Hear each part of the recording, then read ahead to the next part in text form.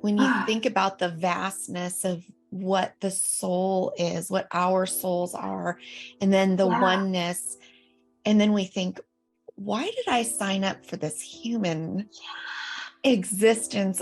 So, in today's interview, you're going to listen to Jane Thompson give a more detailed version of the lessons that she learned during her near death experience. We're going to discuss healing trauma and how to heal trauma. This is also what she does right now. She helps people to heal their trauma. So, if you're interested in healing your trauma, I will link her details down below. We also talk about aligning with our soul's purpose and why we choose as souls to come here to Earth. Why do we do that? Why do we volunteer to come to Earth, to have this Earth experience? Because it can be challenging, as you know. It's a very interesting discussion that I know you'll love. So let's listen in. Hi. Hi, how are you? Very good, thank you. When I get emails, after somebody has watched an interview or listened to an interview, it can renew so much hope in them. And so that's why it's so worth telling it. You can get started. And I just want to say Okay. the beautiful thing about your NDE and everybody's NDE is that we are all one and we are all connected and we're all a part of God. I mean, isn't it amazing that we've chosen to come here and chosen to forget everything just for this beautiful experience? I mean, I always think about it almost like we're so brave as souls to do such things. When you think about the vastness of what the soul is, what our souls are, and then the oneness, and then we think, why did I sign up for this human existence on planet Earth? And it's to learn and it's to grow. It is mind-blowing to think we would volunteer for this sometimes, though. Souls who sign up for the human experience are really brave souls. Dolores Cannon wrote that Earth is one of the most challenging, if not the most challenging planet in the entire universe. That's what she found out in her book. I can sort of relate to that because it is a very challenging planet. Like to hold the energy of good and bad and really transcend that and just to be non-judgmental and just to accept whatever is the hardest thing. And that's really why we're here, isn't it? To just allow things to happen, which you said in your NDE as well. And I was listening to it. When we're in our bodies, the saying that all is well, it doesn't make sense to us. Or we can maybe roll our eyes and think, oh, well, that's a nice concept, but it doesn't feel like all is well. And what I understood when I was in the light, and what I understood and what I've come to understand more deeply since coming back into my body, is that when we're here in our bodies, we don't have a complete picture of what's happening. We don't see all of the pieces that are going on. And when we are out of our bodies, when we're in the light, when we've transitioned out and we are stripped of ego and the limitations of our brain and the limitations of our body, we have that 360-degree perspective. And when you have that 360-degree perspective, when you have the complete picture, when you see the complete picture, saying that all is well makes perfect sense. And that continues to bring me a lot of peace as I'm back in my body. And as I was looking out that window while I was in the hospital, basically being told I would probably be dead by the next day, that would normally be upsetting. But I was just looking out the window, getting that full picture again, that all is well and everything is happening exactly as it is supposed to be, exactly as it should be. And what our brains often perceive as chaos actually has quite a bit of order to it. And that has helped me to understand and integrate more that there's this flow to life. And there is a lot of peace in embracing that there is a natural order to events. There is a natural process and flow to life. And that makes it okay for us to let go sometimes. Because when I reflect back on my life prior to my near death experience, or even when I have my still very human moments now, the times when I have tried to control or to force, it's never gone well. When I look back at my life and any time I've ever tried to force something, it has just never gone well. And it's because I get in the way of flow. And it's because I create these blocks rather than allowing the natural blessings of life to come my way and to slow down enough to notice when doors are opening for me or when doors are closing for me. And there's a quote that I love that always helps to keep me in that peaceful place of all is well and in the peaceful place of flow. And it's nature does not hurry, yet everything is accomplished. And there's so much truth to that. If we can just get out of our own way long enough to allow that to be. I still try. I don't just sit back and wait for everything to fall into my lap. I still try, but I don't force. And I know I've crossed that fine line over into forcing when I start to break a sweat.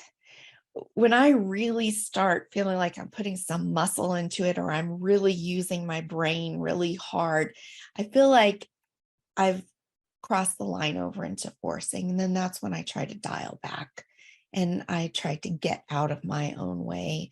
Because the times when I have just slowed down and allowed that natural flow to take place, I've had amazing blessings come my way. And not usually in the timing that I would like for them to come my way. I'd like them to come a lot faster. But if I get in the way, it takes even longer for those blessings to flow my way. And so letting go, slowing down, and just allowing life to happen. That has been a lesson from my NDE that continues to unfold. The beauty of that continues to blossom and unfold.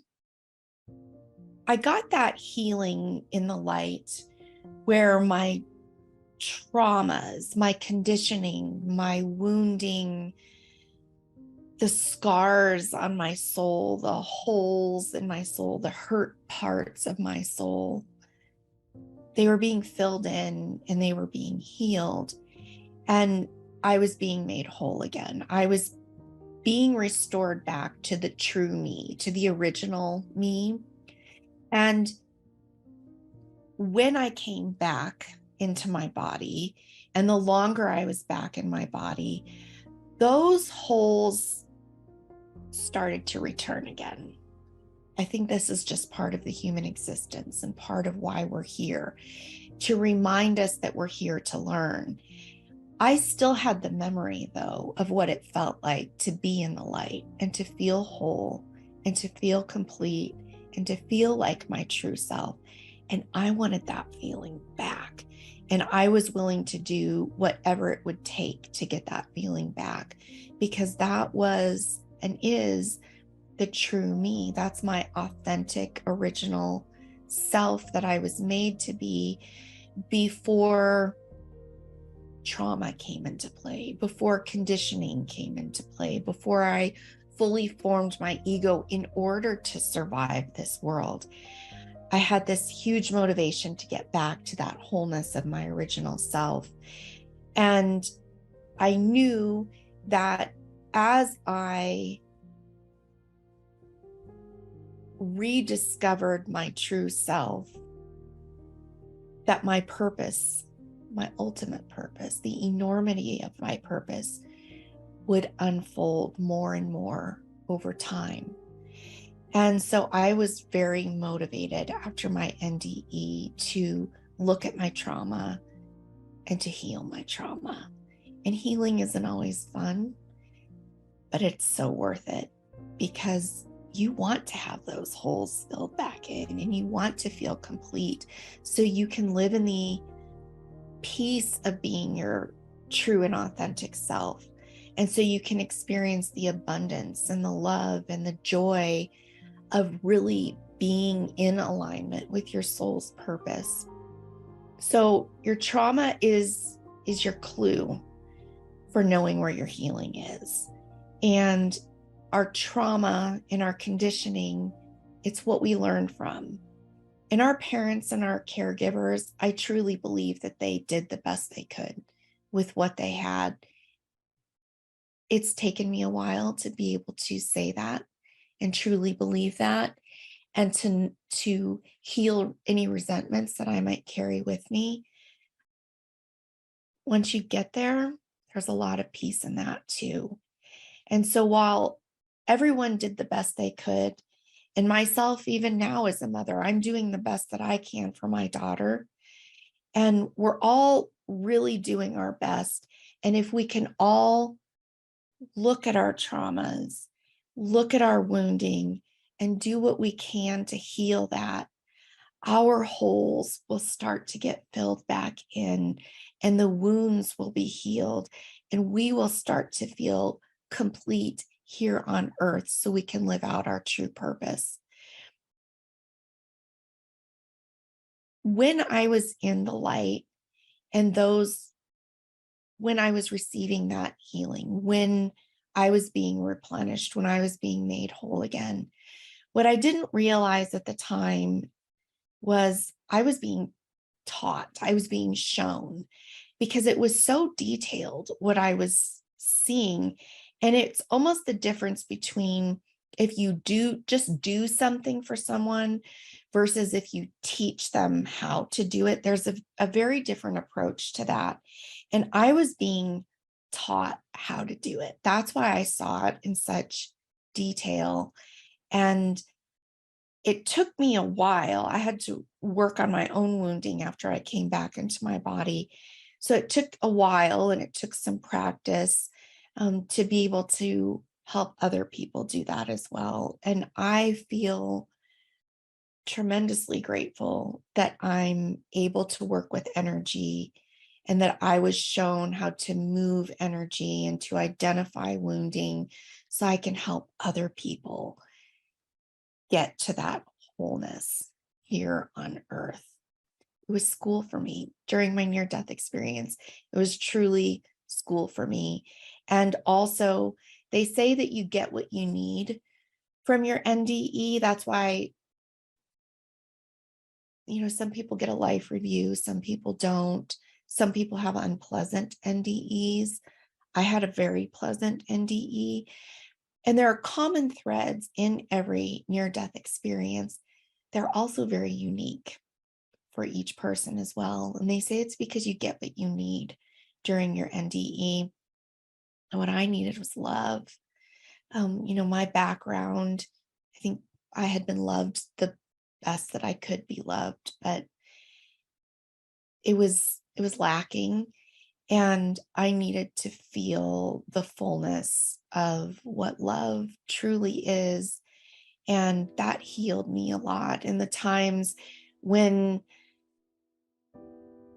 I'm going through a difficult period of healing, or when I'm feeling alone, or having a bad day. I'm able to remember that love really does exist. It's not just something that is a fairy tale or something that someone made up, that it's true, it's real. And I think one of the biggest myths or misunderstandings of people that have had near-death experiences is that we do receive that healing in the light, and then we come back and everything is perfect, and we're 100% healed. And that's not the truth. We do receive a healing in the light, and every time we think about our NDE, we receive a certain type of healing each time. We still have our traumas to heal when we come back, because we are reintroduced to the physical world where we still have things that we need to work out. And so with an NDE, it's not a one healing and done. It's still a part of that process. So we are all going through this process together. And it's beautiful to listen to stories about people's near-death experiences, because you experience a healing when you hear about the light or when you hear about another person's healing. I know when I'm talking about my near-death experience and I'm thinking about that light and feeling that light, it's coming through me. And that's part of what you feel. You may not even be hearing the words I'm saying. Sometimes you just want to experience that white light. And I remember when I first started talking about my near-death experience, right afterwards, I was laughed at and it wasn't well received. So I stayed quiet about it for a few years. And then I met this woman who was very interested in near-death experiences. And she told me that she wanted to hear about mine. And I was very shy about it because the times that I had talked about it, I was really ridiculed and, brushed to the side. So I was very shy about talking about it, but she really encouraged me to do so. And I had only thought about it internally. I hadn't really practiced the words because it's very difficult to find the vocabulary that does the love justice, that does the experience justice. And so it takes some practice to talk about it in a way that makes sense. So I was also very shy to talk to her because I didn't feel like I had the right words. But she encouraged me. She said, "No, Jane, just tell me. I just want to hear what happened." And so I just talked. And when I was done talking, I said, "Oh, I really messed that up. I didn't say it right. I didn't really even paint a good enough picture for you." And she touched my hand and she said, "No." She said, "I saw it in your eyes." And that's when I knew you don't need the right words to talk about a near-death experience or really any spiritually transformative experience, because people are there for the feeling. And yes, maybe they're there for the advice or the lessons learned, but they're there for the feeling. And when she said that to me, I saw it in her eyes, what she saw in my eyes. And it was a beautiful exchange. And she is someone who has since passed. And I think of her often. And I know where she is. And she's at that place that she was trying to feel that day when she and I were talking. So we all have a purpose in being here. We all have a unique purpose. And I think we spend a lot of time, and sometimes this is our egos doing this, we spend a lot of time trying to figure out our purpose. And where you are in each moment, that is your purpose. And there's a lot of peace in knowing that. If you're having a bad day, or if you're having a good day, if yelled at your kids that day, or if you had a great day with your kids that day, you are always in your soul's purpose, because we are here to learn. We are not meant to be perfect every single day to fit the definition of being in your soul's purpose. We're all learning, we're all evolving, we're all progressing along our path. So where you are in each moment, you are in your soul's purpose. Now, we are all ultimately heading toward the fullness of our soul's purpose. And the way we do that is we heal, we become more whole, we return to our true self. You can only do that a little bit each day. And you also have moments of chapters of big healing. And then you take a little time to rest and to integrate that healing. It doesn't mean that you're not progressing along your path. And your soul and your intuition and your higher self is always there to guide you and to show you synchronicities and to open doors for you and to close doors that aren't meant for you. And just getting quiet enough and continuing to work on your healing so you can hear the wisdom of your intuition coming through. Because anytime you hear what sometimes you think could be intuition, where it's saying you have to do this right now, this isn't fast enough, anything that gives you an adrenaline rush, that's ego. That's not intuition. So if you feel you need to act quickly, or if you don't do it right now, something bad's going to happen, or you're going to go off track, that's not the truth. That's ego. Your soul and your intuition is not in a hurry. It will take the time to be peaceful with you, with guidance and with healing and with all of the things you need to know. And your soul doesn't mind repeating itself. Your soul knows you. Your soul knows whether you're going to hear the message today or 6 months from now or 6 years from now. Your soul already knows. It's never going to rush you.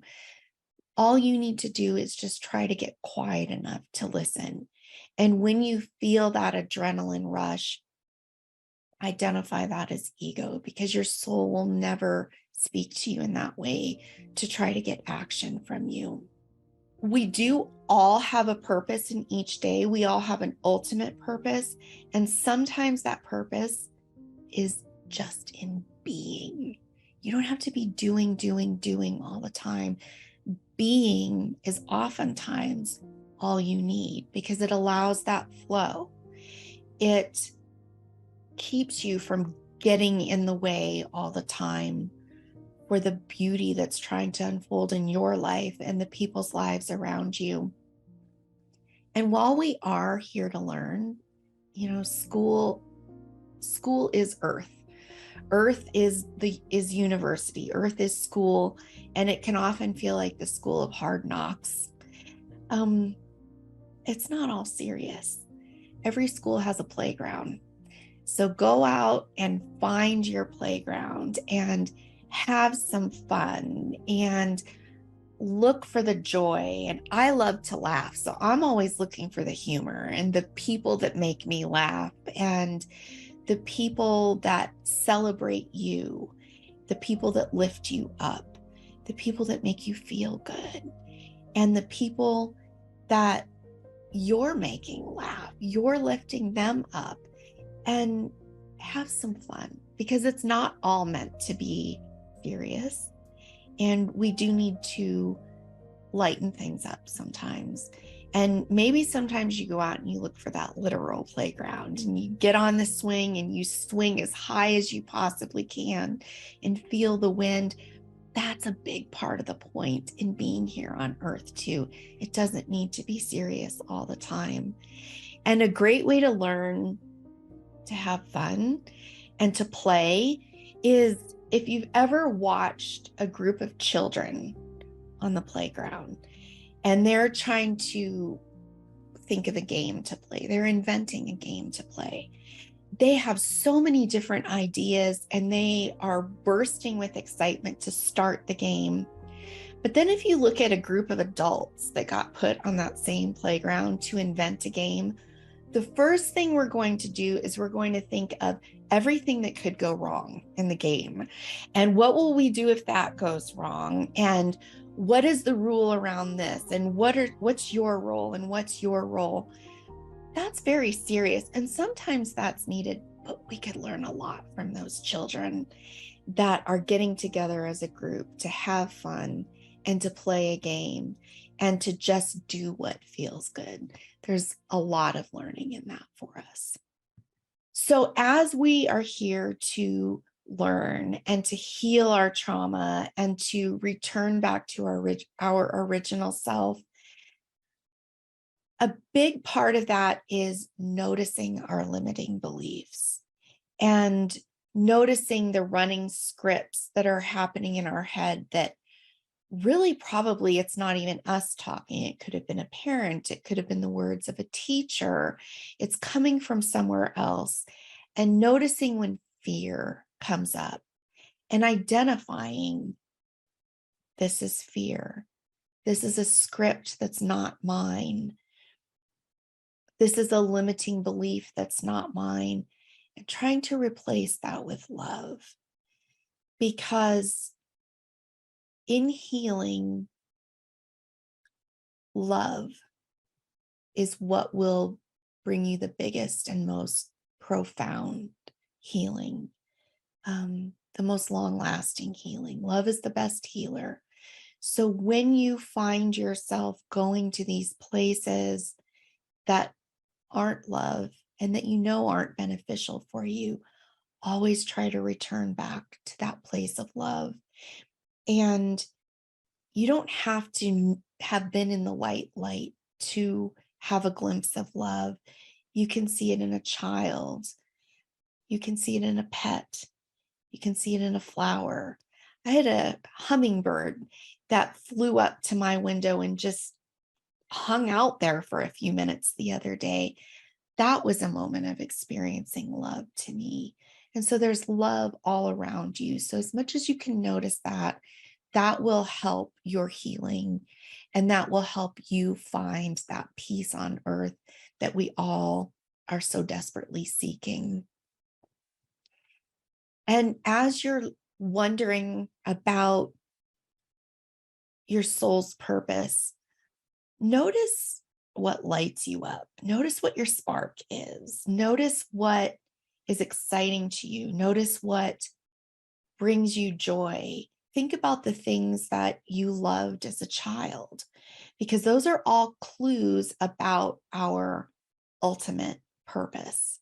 And so noticing, taking note, and it may not be something that you use right now, but just knowing that now or at some point in your life that brought you joy. Also look for what inspires you, because what we hear a lot is when we are judging other people, there are clues to where our healing is needed. The same is true for inspiration. When you are inspired by another person or inspired by something, it's because that's you too. They are lighting something up in you. They are showing you a part of yourself that means so much to you that it inspires you. And there's something to take from that too, because that points to where we're headed and where the fullness of you is, and the fullness of your meaning and purpose. And so watch for the areas that you're inspired. Watch for the movies that you watch or the things that you hear about where you tear up, where you cry a little bit. That's an indicator of where you may be doing your own healing, because a year later you may watch the same movie and it doesn't even register to you of why you cried. It's because you healed that part of you. So just noticing all of these things around you, and not everything is a sign. Sometimes in the spiritual community, we can think everything is a sign, and then we start to try to find meaning in everything. Sometimes that red car that drove down the street, it's just because a red car drove down the street. So don't make yourself crazy with trying to look for meaning in everything. When you do feel inspired, notice what's inspiring you and how that might play into where your joy is and what your spark may be.